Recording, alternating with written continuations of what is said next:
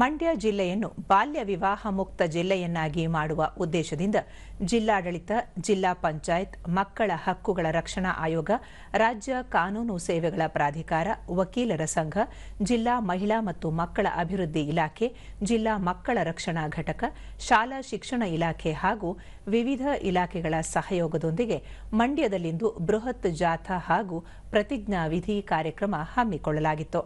ಜಿಲ್ಲಾ ಪ್ರಧಾನ ಮತ್ತು ಸೆಷನ್ ನ್ಯಾಯಾಧೀಶ ಜೆಎನ್ ಸುಬ್ರಹ್ಮಣ್ಯ ಹಾಗೂ ಜಿಲ್ಲಾಧಿಕಾರಿ ಡಾಕ್ಟರ್ ಕುಮಾರ ನೇತೃತ್ವದಲ್ಲಿ ಜಿಲ್ಲಾಧಿಕಾರಿ ಕಚೇರಿಯಿಂದ ಸರ್ ಎಂವಿ ಕ್ರೀಡಾಂಗಣದವರೆಗೂ ನಡೆದ ಬೃಹತ್ ಜಾಥಾದಲ್ಲಿ ಬಾಲ್ಯ ವಿವಾಹ ಮುಕ್ತ ಅಭಿಯಾನದ ಕುರಿತು ಜಾಗೃತಿ ಮೂಡಿಸಲಾಯಿತು.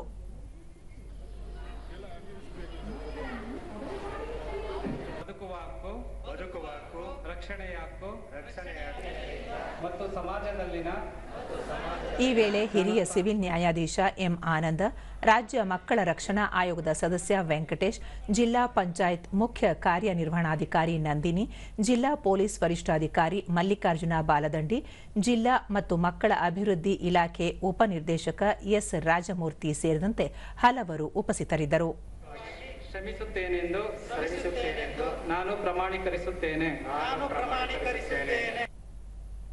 ಬಳಿಕ ನ್ಯಾಯಾಧೀಶರಾದ ಜೆಎನ್ ಸುಬ್ರಹ್ಮಣ್ಯ, ಚಿತ್ರದುರ್ಗದ ಚಳ್ಳೆಕೆರೆಯಲ್ಲಿ 17 ವರ್ಷದ ಬಾಲಕಿ ತನ್ನ ಬಾಲ್ಯ ವಿವಾಹವನ್ನು ದಿಟ್ಟವಾಗಿ ಎದುರಿಸಿ ಸಮಾಜಕ್ಕೆ ಮಾದರಿಯಾಗಿದ್ದಾಳೆ. ಆಕೆಯಂತೆ ಎಲ್ಲರೂ ಕೂಡ ಬಾಲ್ಯ ವಿವಾಹ ತಡೆಗೆ ಮುಂದಾಗಬೇಕು ಎಂದು ಹೇಳಿದರು.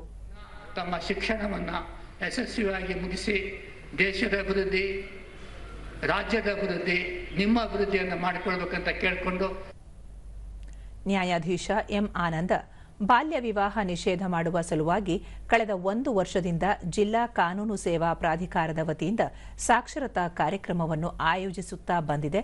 ಬಾಲ್ಯ ವಿವಾಹವನ್ನು ತಡೆಯುವುದು ನಮ್ಮೆಲ್ಲರ ಹೊಣೆಗಾರಿಕೆ ಎಂದು ಹೇಳಿದರು. ಶಾಲೆಯ ಕಡೆ ನಡೆಸೋಣ ಅಂತ ಹೇಳ್ತಾ ನಾವೆಲ್ಲ ಸಾಮಾಜಿಕ ಹೊಣೆಗಾರಿಕೆಯಿಂದ ಈ ಒಂದು ಬಾಲ್ಯ ವಿವಾಹ ಅನ್ನುವಂತಹ ಈ ಒಂದು ಅನಿಷ್ಟ ಪದ್ಧತಿಯನ್ನ ಬಿಡುಗೋಣ, ಹೋಗ್ಲಾಡ್ಸೋಣ ಅಂತ ಹೇಳ್ತೀರಿ. ಡಾಕ್ಟರ್ ಕುಮಾರ್, ಇಂದಿಗೂ ಬಾಲ್ಯ ವಿವಾಹ ಪದ್ಧತಿ ರೂಢಿಯಲ್ಲಿರುವುದು ನಾಗರಿಕ ಸಮಾಜ ತಲೆ ತಗ್ಗಿಸುವ ಸಂಗತಿ. ಇದರ ವಿರುದ್ಧ ಎಲ್ಲರೂ ಒಟ್ಟಾಗಿ ಕಾರ್ಯಪ್ರವೃತ್ತರಾಗಬೇಕು ಎಂದು ಕರೆ ನೀಡಿದರು.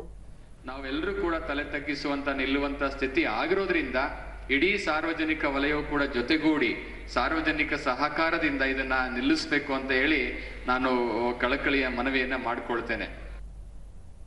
ವೆಂಕಟೇಶ್, ಸುಸ್ಥಿರ ಭಾರತಕ್ಕಾಗಿ 2030ರ ವೇಳೆಗೆ 17 ಗುರಿಗಳನ್ನು ತಲುಪಬೇಕಿದೆ.